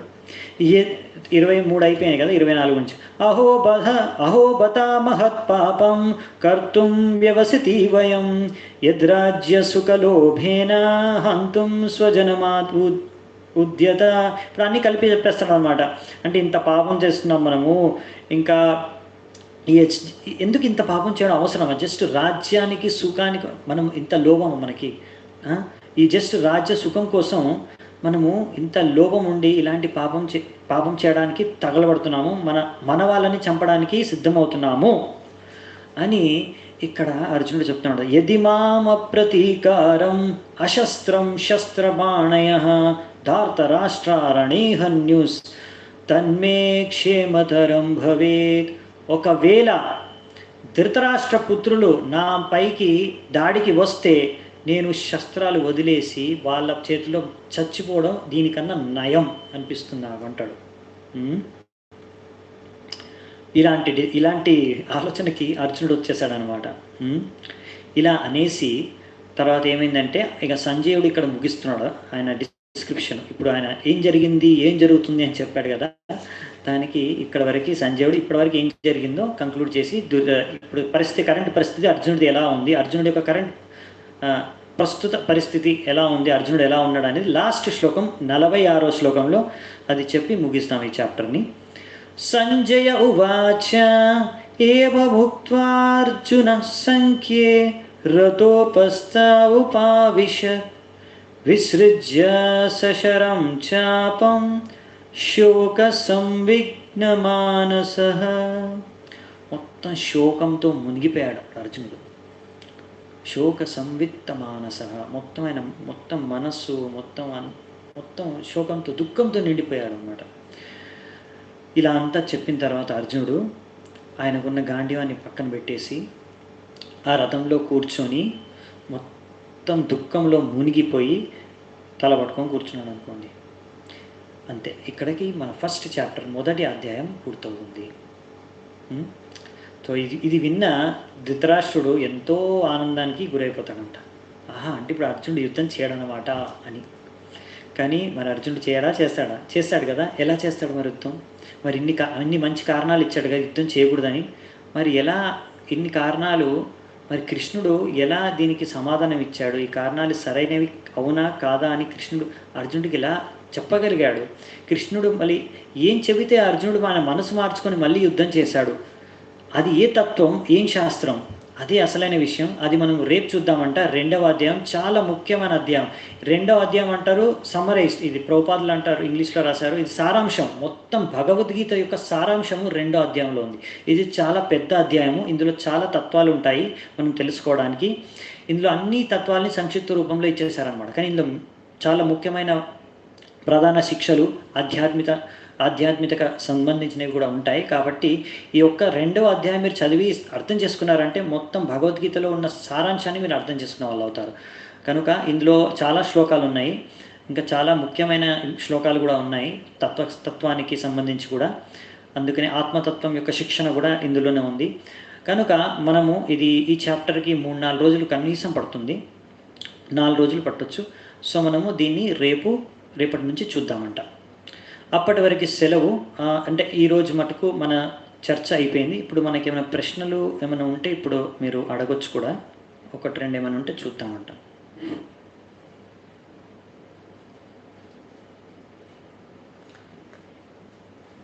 తిన్నగా రథము వెళ్ళాలి.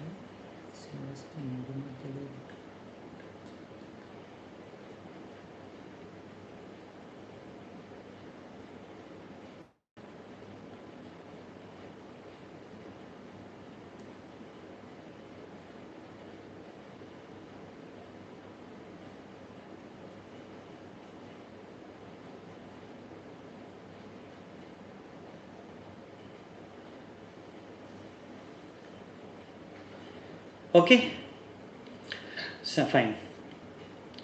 సో మొత్తం ఈ 4 కారణాలు మనం చూసాము అర్జునుడు ఈరోజు. సో మనం ఈరోజు ఇక్కడ సమాప్తం చేద్దామంట. చాలా చాలా ధన్యవాదాలు. Sanjay and Vidura both same లేదమ్మా. సంజయ విదుర వేరు వేరు. విదుర అనేది ధృతరాష్ట్రుడి యొక్క తమ్ముడు ఒక విధంగా, అంటే ఆయన మంత్రి. ఈ యొక్క హస్తినాపురం రాజ్యానికి ధృతరాష్ట్ర ఎలాగో రాజు, ఆయన యొక్క చిన్న తమ్ముడు అయిన విదురుడు ఆ రాజ్యానికి మంత్రి. సంజయ్ వచ్చేసి ఆయన సెక్రటరీ, ఆయన అసిస్టెంట్ ధృతరాష్ట్రుడికి. సో వాళ్ళిద్దరు వేరు. విదురుడు చాలా గొప్ప భక్తుడు, సంజయుడు మంచి భక్తుడు, ఇద్దరు భక్తులే. విదురుడు ఇంకా చాలా గొప్ప భక్తుడు అనమాట, కృష్ణుడు చాలా ఇష్టం. ఓకే, మనం ఇక్కడే ముగిద్దామంట. శ్రీల ప్రభుపాదకి జై, శ్రీమద్ భగవద్గీతకి జై, సమవేత గౌరభక్త వృందకి జై, నితాయ్ గౌర్ సీతాత్ ప్రేమానందే హరి హరి బోల్.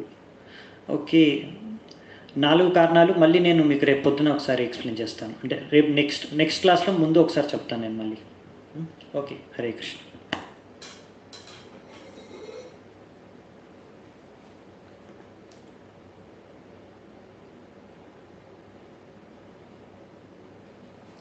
మనది డైలీ వచ్చేసి డైలీ మన క్లాస్ వచ్చేసి 4 గంటలకే స్టార్ట్ అవుతుంది. 4 నుంచి 5:30 లోపు అయిపోతుంది. ఓకే, హరే కృష్ణ.